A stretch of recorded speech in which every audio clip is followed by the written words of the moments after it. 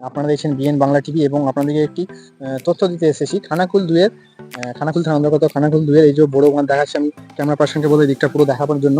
দেখতে পাচ্ছেন এখানে কিন্তু রীতিমতো কাজ চালু হয়েছে, যেটা হচ্ছে জানা যাচ্ছে 1 মাসের মধ্যে এখানে কিন্তু বাঁধ কমপ্লিট হবে। এবং যেটা জানা যাচ্ছে মূল বিষয় হচ্ছে এখানে যে আশেপাশে যতটা দেখবেন সব কিন্তু চাষের জমি, এবং সেখানে চাষ যাতে ভালো হয় এবং চাষিদের মাথায় রেখে এই বড় বাঁধ দেওয়া হচ্ছে, যাতে এখান থেকে জল সরবরাহ করা হয় এবং চাষিদের কোনো রকম না কষ্ট হয়। দেখতে পাচ্ছেন এখানে কেমন মেশিনও তোমার হচ্ছে মেশিন লাগানো হয়েছে, দমকল লাগানো হয়েছে।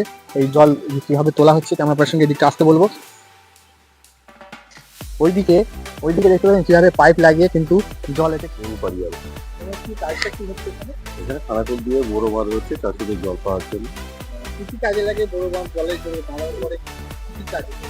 এখন শুধু চাষিদের এই বড় চাষের জন্য এই বড় মাছটা দিয়ে যাতে জল চাষিরা সহজেই পেতে পারে। কদিন লাগবে কাজটা করতে? মাঝখানে মানে শীতের মৌসুমে কাজটা কমপ্লিট হবে। কতটা কাজের আছে? কতটা কাজ হবে? এই একদম এই বাঁধ থেকে ওই বাঁধের সমান, ওই বাঁধের সমান। কতজন লোক লেগেছেন এখানে? দুজন লেগেছে, আরো মেশিন আসছে, তারপর আছে ট্রাক্টর আছে, মেশিন আছে। কত থেকে কটা অবধি কাজ হয় এখানে? সকাল 7 থেকে রাত 9টা অবধি। অনেক ধন্যবাদ। তো খানাকুল 2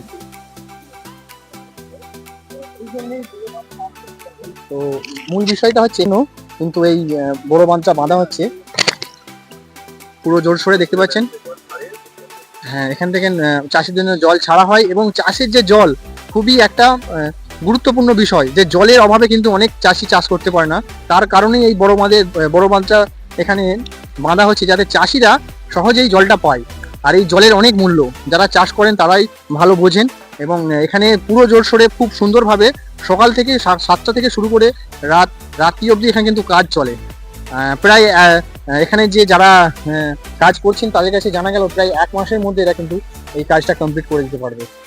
তো প্রিয় দর্শক, থেকে দেওয়ার ছিল।